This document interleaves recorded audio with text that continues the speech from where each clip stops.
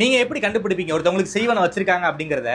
குருஜி நீங்க எப்படி கண்டுபிடிப்பீங்க? நாங்க வந்து தாத்தா காலத்திலேருந்து நம்ம வந்து ஆதிவாசினா ஆந்திராலோ பத்ராச்சல மாநிலத்தில் வந்து நாங்கள் வந்தவங்க. நம்ம தாத்தா காலத்துலேருந்து நம்ம இதே எல்லாமே நம்ம தாத்தா அப்பா நானும் மூணாவது தலைமுறையாக வர்றது.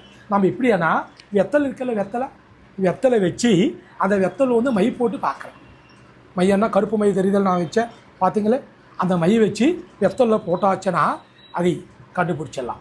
அவங்க வந்த உடனே அவர் பேரில் ஏதாவது சைவன கோளாறு இல்லை சூன்யம் தொழிலுக்குள்ள மன நிம்மதி இல்லாமல் ஏதாவது செஞ்சுருக்காங்களா, செஞ்சால் அவருக்கு அந்த பாதிப்புகள் இருக்கா இல்லையா, ஆனால் அந்த மயிலை வச்சு நம்ம அதை வெத்தலை போட்டு பார்த்தாலே கண்டுபிடிச்சிடலாம்.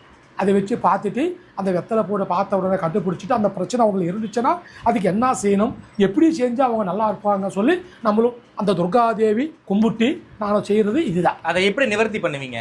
நிவர்த்தினா பார்க்கணும் அது எந்த முறையில் செஞ்சுருக்காங்க, எப்படி செஞ்சுருக்காங்க, அவங்க எப்படி பாதிக்கப்பட்டாங்க, இதுக்கு என்ன முறை அப்படின்னு சொல்லி அதுக்கு தகுந்த மாதிரிగా நம்மளுக்கு செஞ்சு அது க்ளீன் பண்ணிடலாம். க்ளீன் பண்ணாச்சுன்னா அவர் தொழில் விஷயமாக இருந்தாலும் உடம்பு ப்ராப்ளமாக இருந்தாலும் அவர் புருஷன் பொண்டாட்டுக்குள்ள சமஸ்யா இருந்தாலும் அவங்க தொழில் ப்ராப்ளமாக இருந்தாலும் எந்த ப்ராப்ளத்தில் செஞ்சுருக்காங்கன்னு கண்டுபிடிச்சி அதுக்கு தகுந்த மாதிரிగా நமக்கு தீர்வை பண்ணியாச்சுன்னா